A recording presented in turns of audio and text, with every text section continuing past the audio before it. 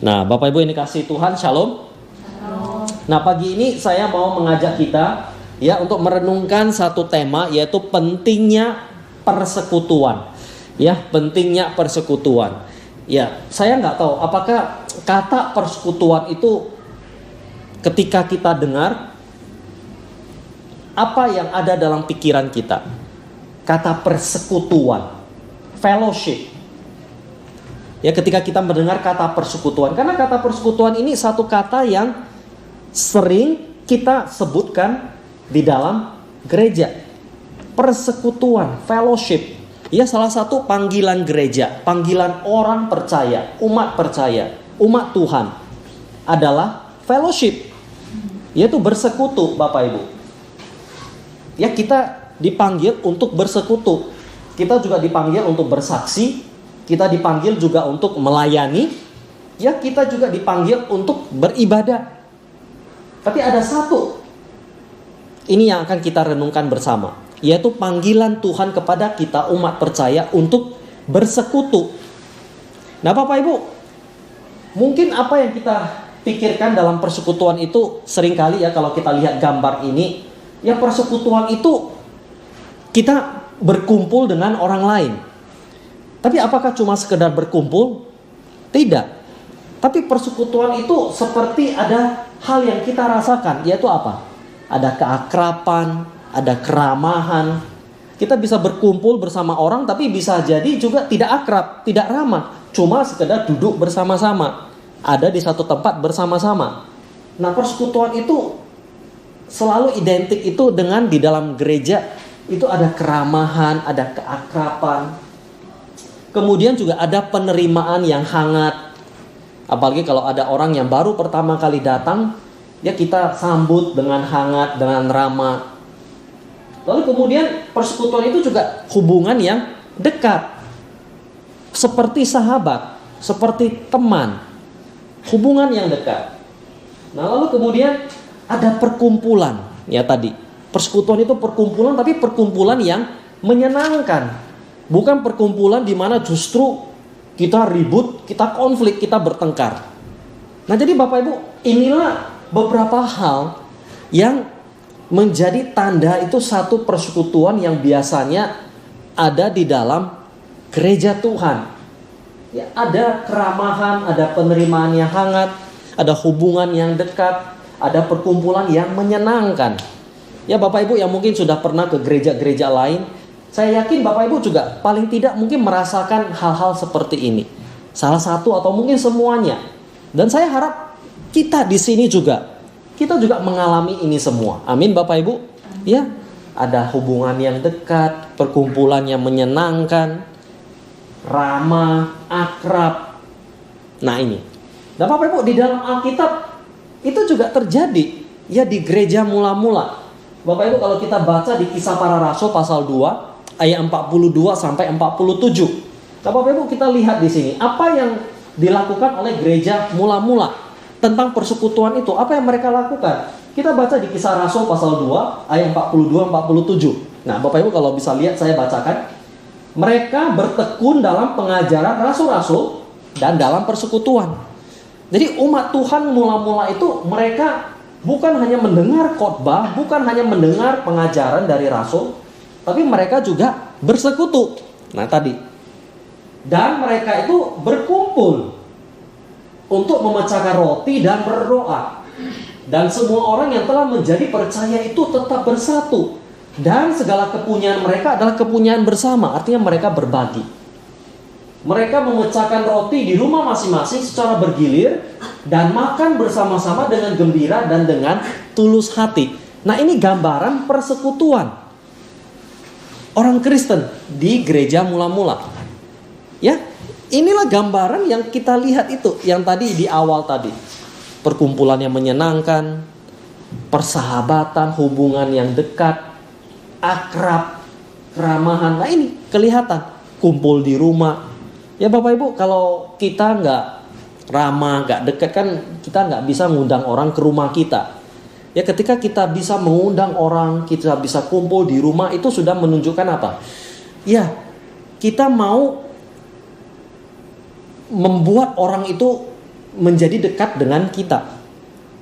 Kalau misalnya ya saya undang ke rumah saya, ya sekalipun di Korea ya rumah kita, sebetulnya bukan rumah saya di Indonesia. Ini kita sewa. Jadi ketika kita bisa berkumpul di rumah kita, itu sebetulnya mau menunjukkan satu kedekatan. Nah Bapak Ibu, inilah yang dirasakan oleh gereja mula-mula dan dilakukan oleh mereka. Dan ini Bapak Ibu juga yang mau kita coba terus alami dan terus kita coba upayakan di dalam kehidupan kita sebagai orang percaya. Bukan hanya berkumpul, beribadah, mendengar firman dan berdoa, tapi juga ada persekutuan, ada hubungan kita dengan orang lain di dalam gereja itu, satu dengan yang lain. Sama seperti gereja mula-mula. Nah makanya Bapak Ibu, pagi ini saya mau mengajak kita, pentingnya persekutuan. Apa pentingnya persekutuan? Mengapa persekutuan itu penting? Ya mengapa penting kita memiliki hubungan yang dekat? Ya kita memiliki satu perkumpulan yang menyenangkan dengan orang lain. Apa pentingnya? Nah Bapak Ibu, ada 3 hal di sini yang saya mau mengajak kita untuk kita renungkan. Ada 3 alasan pentingnya persekutuan. Yang pertama apa? Yang pertama adalah karena tidak baik kalau manusia itu seorang diri. Mengapa kita perlu berkumpul? Mengapa kita perlu bersekutu dengan yang lain? Alkitab berkata di Kejadian 2 ayat 18, karena tidak baik kalau manusia itu seorang diri saja. Tidak baik. Ya ada orang Bapak Ibu yang kemana-mana sendiri, mungkin tinggal di rumah sendiri, kemana-mana sendiri. Saya nggak tahu. Ya kita bisa merasakan apa? Kesepian. Mungkin sementara waktu kita bisa perlu menyendiri. Tapi kalau terus menerus seperti itu, wah tentu kita merasakan apa? Susah juga. Ya terus menerus seperti itu. Jadi Bapak Ibu, Alkitab berarti tidak baik kalau manusia itu seorang diri. Itulah pentingnya persekutuan. Nah Bapak Ibu, di kitab Kejadian, ketika Tuhan menciptakan dunia ini, ya Tuhan menciptakan dari hari pertama sampai hari ke-6. Dan Bapak Ibu kalau ingat, setiap kali Tuhan selesai menciptakan dari hari pertama sampai hari ke-6, Tuhan itu mengatakan apa? Baik. Ya, Tuhan selalu mengatakan baik. Setelah Tuhan menciptakan hari pertama, itu baik. Hari kedua, itu baik. Sampai kemudian Tuhan menciptakan manusia. Tuhan berkata apa? Sungguh amat baik. Tetapi ketika kita baca di Kejadian pasal 2, ada satu kalimat ayat 18 berkata, tiba-tiba Tuhan berkata tidak baik. Kalau tadi di awal itu kan semua baik, semua baik, semua baik. Setelah Tuhan menjadikan manusia, menjadikan hewan, menjadikan tumbuh-tumbuhan, menjadikan langit, cakrawala, Tuhan itu baik. Tuhan bilang baik, baik, baik, baik. Tapi kemudian di pasal 2 Tuhan berkata tidak baik. Kenapa tidak baik? Ayatnya berkata, tidak baik kalau manusia itu seorang diri saja. Aku akan menjadikan penolong baginya yang sepadan dengan dia. Nah ayat ini kan bicara tentang Adam. Ya waktu itu dia cuma seorang diri. Tuhan bilang tidak baik. Makanya Tuhan menjadikan seorang wanita, Hawa, sebagai penolong yang sepadan bagi dia. Nah kita nggak bicara soal pernikahan.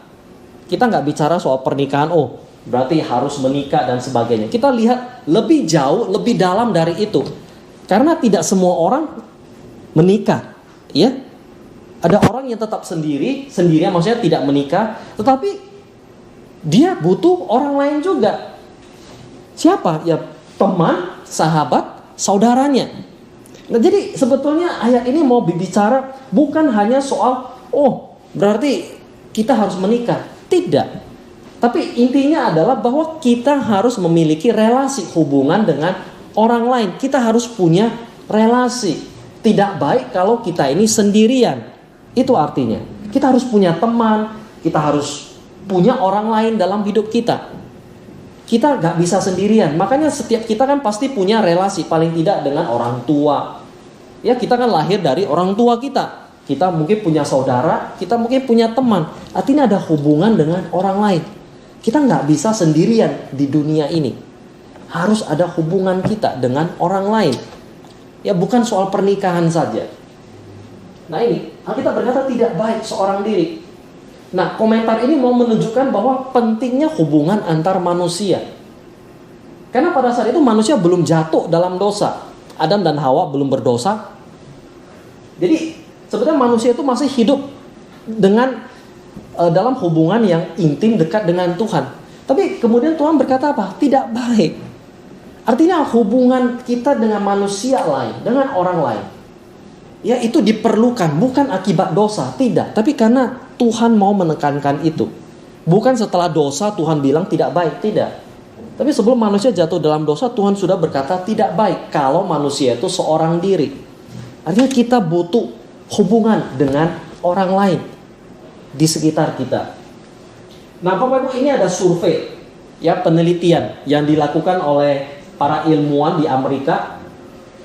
Jadi ada sekitar 7.000 orang yang diteliti selama lebih dari 9 tahun. Nah, penelitian ini mau membuktikan dan menunjukkan bahwa orang-orang yang dianggap sebagai kesepian dan terisolasi, artinya tersendiri, terpisah dari orang lain, menunjukkan tingkat kematian 3 kali lebih tinggi dibandingkan dengan orang-orang yang punya hubungan antar pribadi yang kuat. Ini loh. Jadi orang-orang ya yang suka menyendiri, orang-orang yang merasa kesepian, yang tidak punya hubungan dengan orang lain, itu tingkat kematiannya katanya 3 kali lebih tinggi. Lebih cepat, umurnya lebih pendek, umurnya lebih singkat, lebih cepat mati. Kira-kira seperti ini. Ya.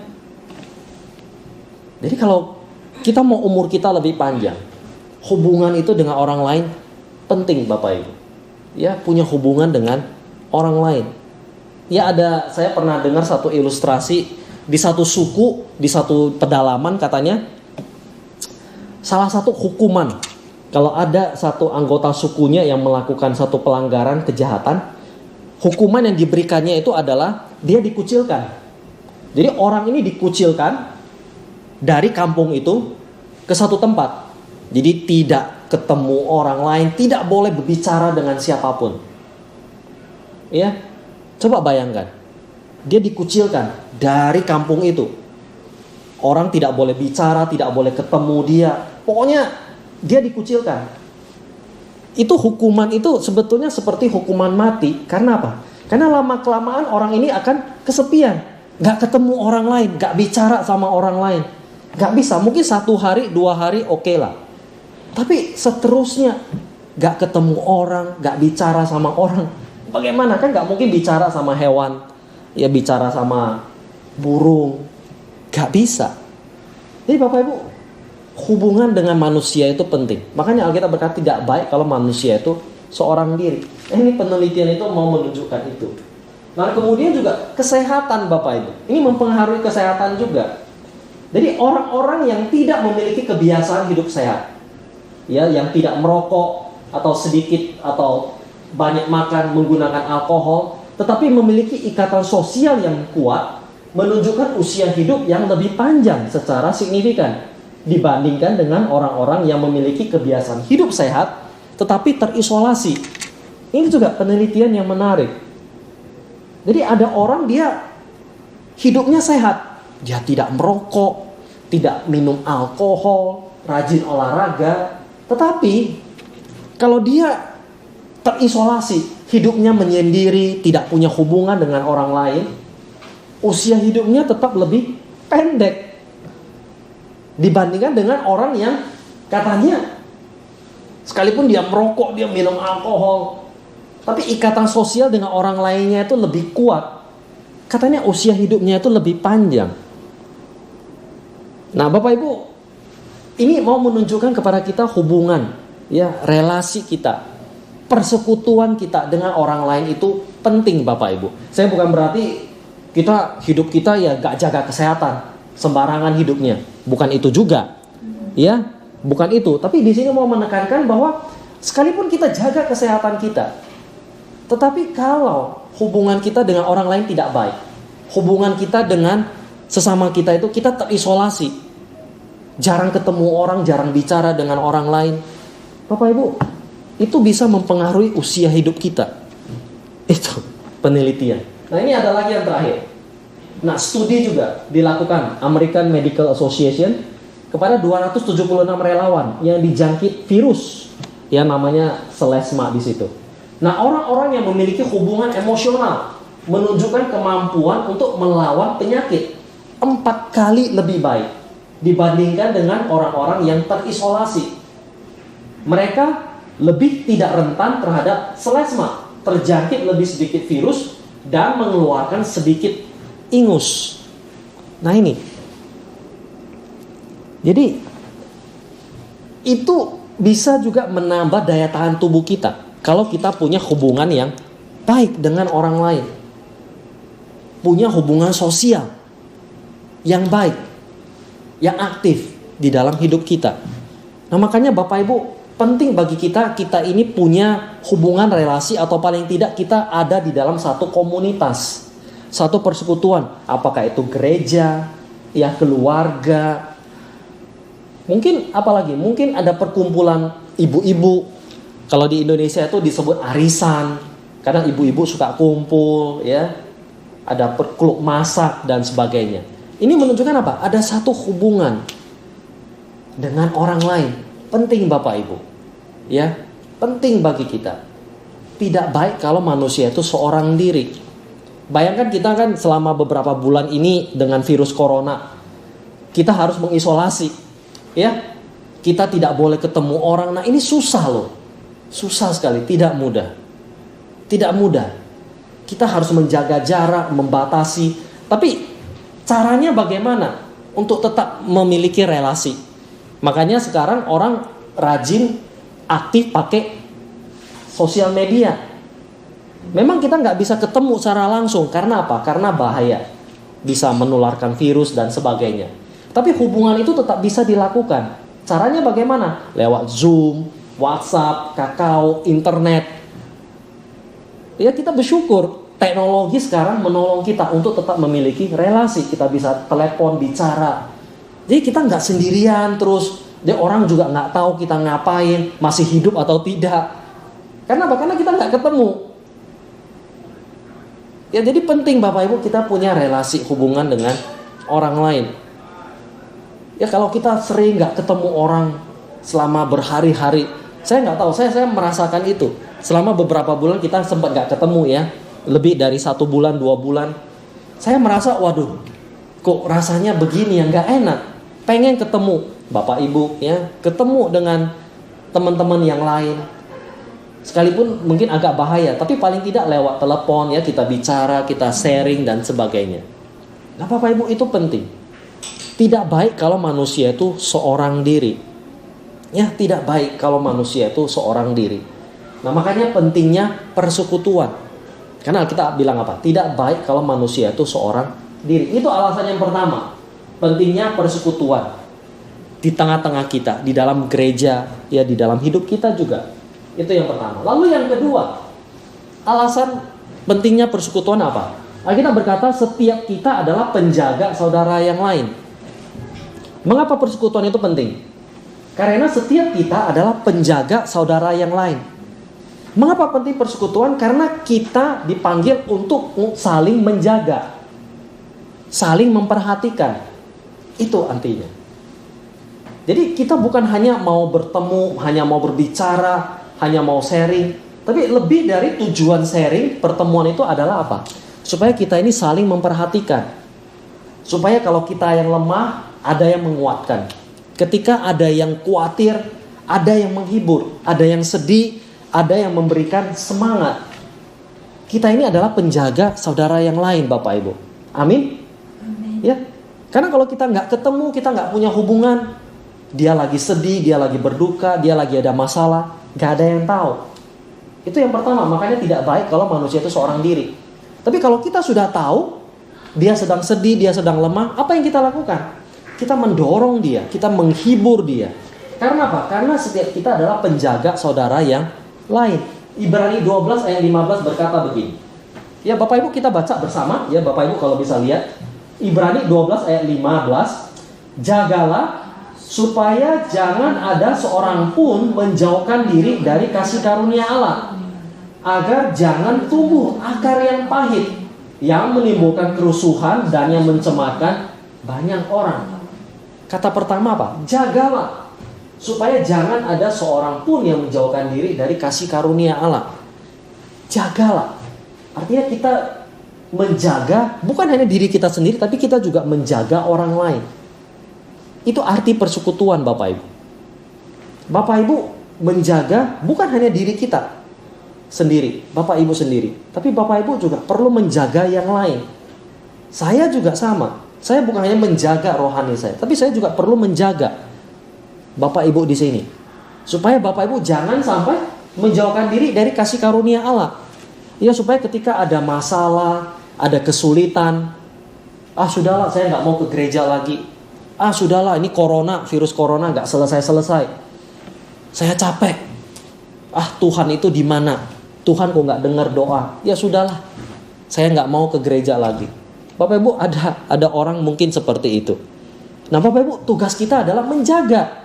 Bagaimana kita menghibur dia, menguatkan dia, mendoakan dia. Ya Bapak Ibu, ada di antara kita ya punya masalah di pekerjaannya, kemudian kecewa dan sebagainya. Apa yang kita lakukan? Ya kita menjaga dia, menolong dia semampu kita. Ini karena apa? Karena kita adalah penjaga saudara kita yang lain. Kita bukan lihat dia, ya sudahlah terserah dia. Dia mau pergi ya pergilah. Bukan begitu. Ya memang kita juga terbatas, kita nggak bisa melakukan banyak hal. Tapi yang bisa kita lakukan paling tidak adalah kita mendoakan dia, menghibur dia, mendoakan dia. Karena apa? Karena kita adalah penjaga saudara kita yang lain. Nah ini juga Pengkhotbah pasal 4 ayat 9 sampai 10 berkata, berdua lebih menguntungkan daripada seorang diri. Ya, berdua lebih menguntungkan daripada seorang diri. Kalau mereka bekerja hasilnya akan lebih baik. Kalau yang seorang jatuh, yang lain dapat menolongnya. Tapi kalau seorang yang jatuh padahal ia sendirian, celakalah ia, karena tidak ada yang dapat menolongnya. Nah ini jelas ya, hubungan itu penting. Karena apa? Karena berdua itu lebih menguntungkan. Bertiga apalagi, berempat apalagi misalnya, daripada seorang diri. Kalau bekerja hasilnya akan lebih baik. Mana lebih baik? 2 orang bekerja atau 3 orang bekerja? Tentu 3 orang lebih banyak yang bekerja lebih baik. Seharusnya begitu, tapi kadang lebih banyak bekerja justru bisa lebih ribut. Nah, tapi itu kan faktor yang negatif yang kita lihat. Tapi kalau positifnya yang kita lihat, semakin banyak orang seharusnya lebih baik. Nah ini ya. Tetapi kalau seorang jatuh padahal ia sendirian, celakalah ia, karena tidak ada yang dapat menolongnya. Nah ini ya, kalau dia sendirian, ada sesuatu masalah, gak ada yang tahu. Jadi siapa yang bisa nolong? Jadi makanya penting hubungan, persekutuan itu dengan orang lain. Ya kita gak bisa sendirian, apalagi kita bertumbuh secara rohani. Kita gak bisa, yang penting saya baca Alkitab sendirian, saya berdoa sendirian. Ya sudah, antara saya dengan Tuhan saja. Saya datang ke gereja, ikut ibadah, udah itu langsung pulang. Saya gak butuh orang lain. Cukup saya dengan Tuhan. Bukan begitu. Tuhan menciptakan kita dalam satu lingkungan, persekutuan. Ada orang-orang di sekitar kita. Ya kita perlu berhubungan dengan orang lain. Pentingnya persekutuan. Kita adalah penjaga saudara yang lain. Bukan hanya di gereja, tapi bahkan di dalam lingkungan kita. Saya yakin kita punya tetangga. Ya kita punya orang yang tinggal di sebelah rumah. Itu penting juga loh menjaga hubungan. Karena kalau terjadi sesuatu dengan kita misalnya, tetangga gak tahu kan repot juga ya. Tetangga juga gak tahu ini orangnya ngapain. Ya apalagi dalam situasi virus corona, kita kan terkunci di rumah misalnya. Kita gak tahu tiba-tiba orangnya sudah gak keluar, kita pun gak tahu di dalam ngapain. Ya Bapak Ibu perlu punya hubungan, relasi dengan orang lain. Ya dengan orang di sekitar kita. Nah itu yang kedua. Bapak Ibu, yang ketiga, ini alasan yang ketiga, pentingnya persekutuan adalah agar setiap orang mengalami pertumbuhan. Jadi bukan hanya tidak baik kalau manusia itu seorang diri, itu jelas. Karena setiap kita adalah penjaga saudara yang lain. Lalu alasan yang ketiga, agar setiap orang mengalami pertumbuhan. Kita perlu persekutuan karena apa? Supaya kita bisa terus bertumbuh. Bertumbuh dalam hal apa? Ini di Amsal 27 ayat 17 berkata seperti ini. Amsal 27 ayat 17 berkata, besi menajamkan besi, orang menajamkan sesamanya. Artinya apa? Artinya dengan persekutuan, dengan hubungan dengan orang lain, kita ini bisa saling menajamkan. Ya, kita ini bisa saling menajamkan. Supaya apa? Supaya kita ini makin bertumbuh. Sama halnya Bapak Ibu kita bertemu di sini. Ya, saya bertemu Bapak Ibu bertemu dengan saya. Bapak Ibu sebetulnya kita ini saling menajamkan. Ya, Bapak Ibu mungkin punya masukan, punya ide, punya pertanyaan untuk saya. Nah, ini membuat saya kan berpikir juga. Ya, punya masalah, punya pergumulan, sharing pengalaman. Oh, saya jadi tahu.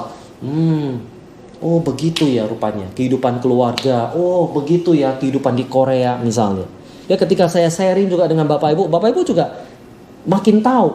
Oh, begitu ya rupanya hamba Tuhan atau pendeta begini, kehidupan pendeta begini. Oh, orang Indonesia seperti ini. Kita bertumbuh Bapak Ibu, bertambah pengetahuan kita. Ya. Nah, sama seperti besi ini Bapak Ibu. Yang dapat menajamkan besi adalah besi. Ya, besi sama besi. Bukan besi dengan kayu. Jadi orang manusia dengan manusia lain Bapak Ibu. Ada orang yang merasa kesepian, dia gak butuh orang lain. Terus apa? Dia pelihara kucing, pelihara anjing. Supaya apa? Supaya gak kesepian. Punya teman. Ya boleh-boleh saja, bukan berarti gak boleh. Tetapi Bapak Ibu, hubungan kita itu seharusnya dengan apa? Dengan manusia lain juga. Karena besi menajamkan besi. Orang menajamkan sesamanya. Ya, besi itu sama besi akan semakin tajam. Ya, kalau digesek. Lalu kemudian besi yang saling digosokkan akan menjadi semakin tajam. Ya, ketika besi itu bertemu dengan besi, semakin diasah, semakin digosok, semakin tajam, Bapak Ibu, semakin tajam, saling menajamkan. Besi tidak dapat menajamkan besi lain dari jauh. Itu harus bersentuhan. Ya, kalau besinya di sini ya nggak bisa kalau nggak ketemu. Jadi Bapak Ibu, kita perlu bertemu, berkumpul, bersekutu, saling sharing, ya, bicara, dialog dan sebagainya. Supaya apa? Saling menajamkan, saling bertumbuh. Makanya penting Bapak Ibu, pertemuan, persekutuan, ya, lewat cell group. Ya, gereja kan sekarang sedang mendorong kita, apalagi dalam situasi virus corona, kita sulit untuk bertemu secara langsung atau hari Minggu. Cell group, lewat apa? Ya lewat Zoom, lewat WhatsApp, Kakao, apapun itu. Usahakan, ya, supaya kita punya waktu sedikit, ya, kita bisa ketemu, kita bisa berdoa, ketemu orang lain. Supaya orang lain juga saling tahu. Itu artinya Bapak Ibu, saling menajamkan. Bapak Ibu, banyak hal kita bisa mengalami pertumbuhan. Saya nggak akan bahas ini satu-satu. Ya, bagaimana di dalam pertemuan itu kita bisa saling menolong untuk mengalami pertumbuhan. Ya, salah satunya kita menemukan jati diri dan mengembangkan keunikan identitas kita. Ya Bapak Ibu, di dalam persekutuan, apalagi dalam kelompok kecil, hanya beberapa orang, kita bisa mengalami pertumbuhan dalam hal apa? Kita menemukan keunikan identitas kita, jati diri kita Bapak Ibu. Dalam hal apa? Ketika kita bisa bicara, mengungkapkan perasaan kita, diri kita Bapak Ibu. Dan Bapak Ibu, saya merasakan ini betul. Karena apa? Karena Bapak Ibu kalau lihat saya kan sering khotbah berdiri di depan begini.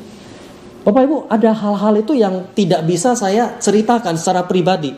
Maksudnya secara publik di depan mimbar seperti ini.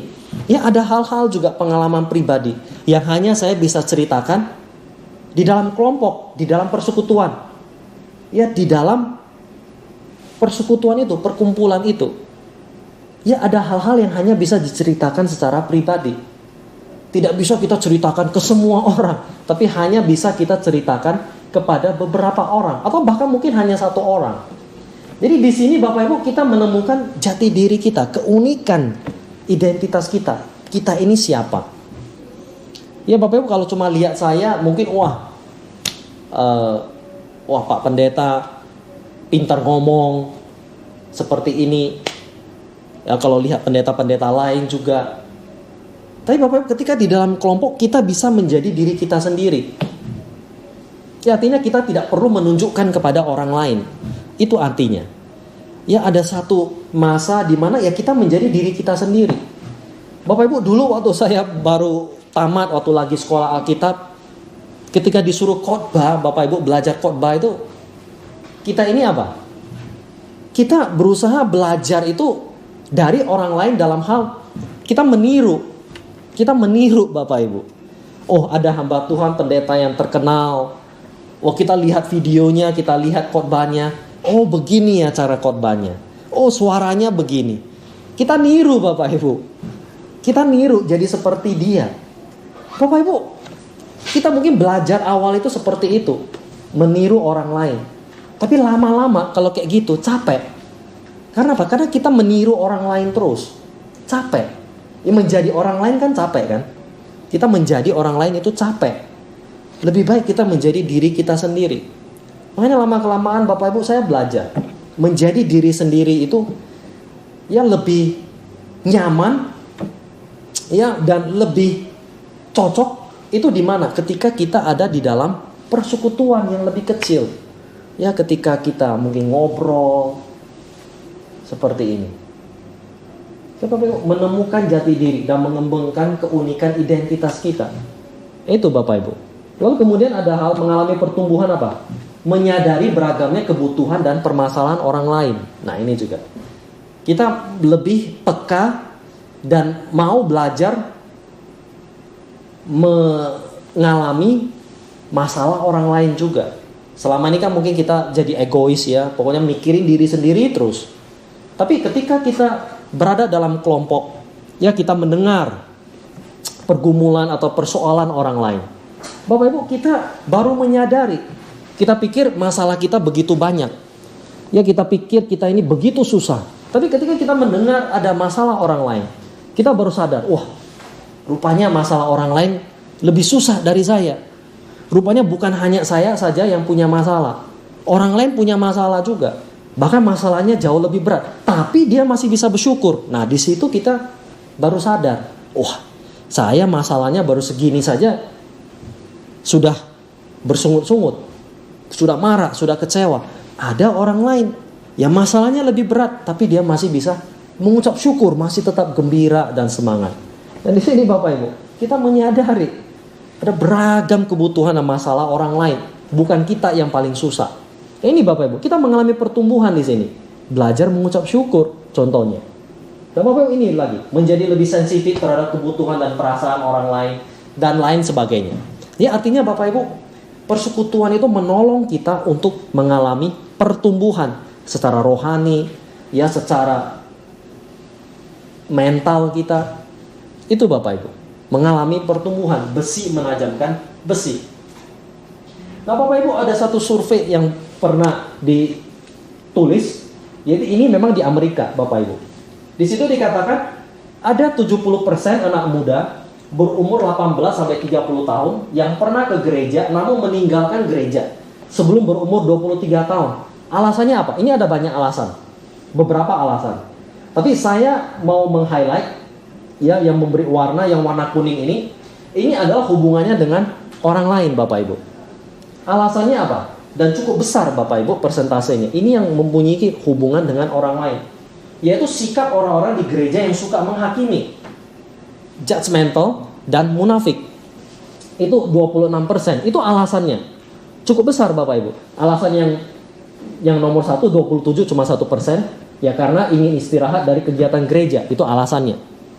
Tapi alasan yang cukup besar itu apa? Karena hubungan dengan orang lain yang tidak harmonis. Orang-orang yang dianggap suka menghakimi, orang-orang yang munafik. Kemudian itu juga 20% tidak merasakan kedekatan hubungan dengan orang-orang di gereja. Jadi alasan gak mau ke gereja lagi itu karena apa? Selain karena orang-orang dianggap munafik, suka menghakimi, tapi juga apa? Tidak ada hubungan, merasakan hubungan yang dekat dengan orang lain di gereja. Mungkin orang-orangnya sombong-sombong, ya, dan sebagainya. Dan ini menghabiskan waktu lebih banyak dengan teman-teman di luar gereja. Nah, ini menunjukkan apa? Ya, artinya hubungan di luar gereja lebih baik daripada hubungan di dalam gereja. Jadi Bapak ini mau menekankan pentingnya hubungan, pentingnya persekutuan itu Bapak Ibu. Ya, pentingnya hubungan persekutuan itu di antara kita. Nah, jadi ini ada satu kalimat berkata, programs don't attract people, tapi people attract people. Nah, ini saya percaya Bapak Ibu. Program itu bukan program gereja yang menarik orang sebetulnya. Bukan berarti program gereja nggak baik. Tapi kalau cuma program, itu tidak bisa membuat orang bertahan lama di gereja. Tapi people attract people. Ya, supaya orang bisa bertahan di dalam satu hubungan, satu relasi. Itu adalah hubungan dengan orang lain. Setuju Bapak Ibu? Ya. Mungkin gerejanya itu bagus, gerejanya besar, wah fasilitasnya mewah. Tapi Bapak Ibu, kalau dia punya masalah dengan orang di gereja itu, dia juga nggak akan ke sana, kan begitu. Tapi kalau sekalipun gerejanya fasilitasnya sederhana, tidak begitu mewah, tapi dia punya hubungan yang baik dengan orang-orang di gereja itu. Orang-orang di gereja itu juga baik, punya hubungan relasi yang baik. Saya pikir dia akan tetap di sana. Itu penting. Karena seringkali banyak orang gak ke gereja lagi. Seringkali karena apa? Karena punya konflik ya. Punya masalah. Gereja pecah. Karena apa? Karena hubungan antara orang di dalamnya itu tidak baik lagi. Ya, gereja kaya. Justru gereja kaya yang sering ribut malah. Ya, gereja yang saking banyak uang gereja yang begitu besar, justru masalahnya juga besar. Nah, ini Bapak Ibu, pentingnya hubungan antara sesama. Nah, itulah pentingnya persekutuan Bapak Ibu. Ya, nah makanya ini gereja mendorong kita untuk memiliki cell group Bapak Ibu, untuk menjalankan itu. Ini persekutuan Bapak Ibu. Apa yang kita lakukan? Ya, berbagi pengalaman hidup rohani, berbagi saat teduh firman Tuhan. Ya, berbagi ucapan syukur, berdoa Bapak Ibu. Dan kemudian ya ini makan bersama, main bersama, ini contoh-contoh. Ya, rekreasi bersama, saling mengunjungi di rumah. Ini hal-hal yang biasa dilakukan di dalam persekutuan di gereja. Nah, makanya Bapak Ibu, selain cell group yang setiap minggu gereja terus mendorong kita dan kita terus upayakan.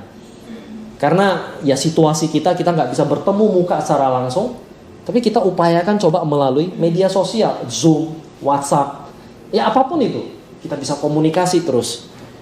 Dan kemudian yang mau kita coba upayakan adalah nanti tanggal 26 kita ke Bukit Doa Bapak Ibu.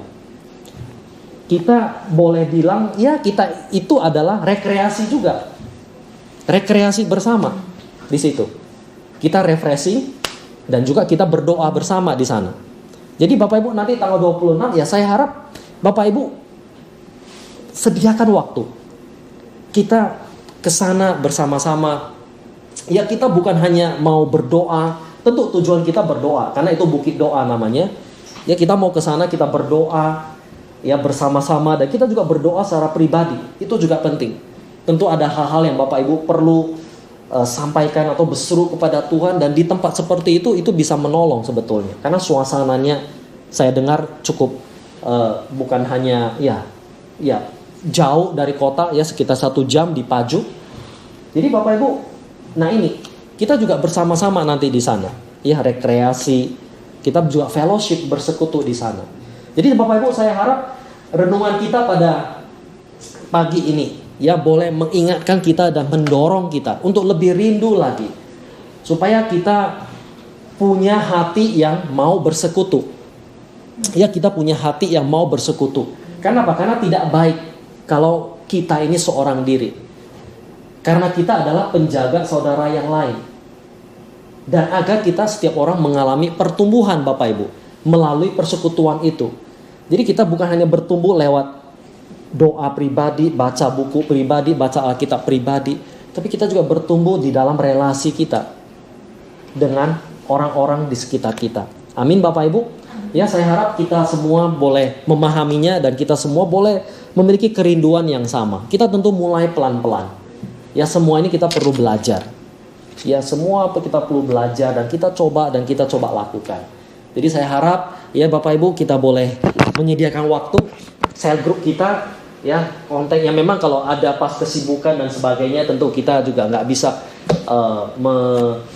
menyangkal itu, ya karena setiap kita punya kesibukan. Tapi mari saya dorong kita ikut ya di dalam persekutuan yang ada, yang tersedia, yang boleh ditawarkan kepada kita. Ya tentunya dengan waktu yang tentu kita upayakan juga, karena setiap kita tentu punya kesibukan, ya hal-hal yang kita lakukan bersama. Tapi hubungan dengan orang lain itu penting Bapak Ibu. Ya jadi saya mendorong setiap kita ya di dalam cell group kita coba sudah mulai ya mungkin 1 bulan ini, dan kemudian nanti tanggal 26 kita coba upayakan waktu kita mau ke Bukit Doa, ya kita berdoa bersama-sama, kita juga refreshing bersama-sama. Mari kita berdoa.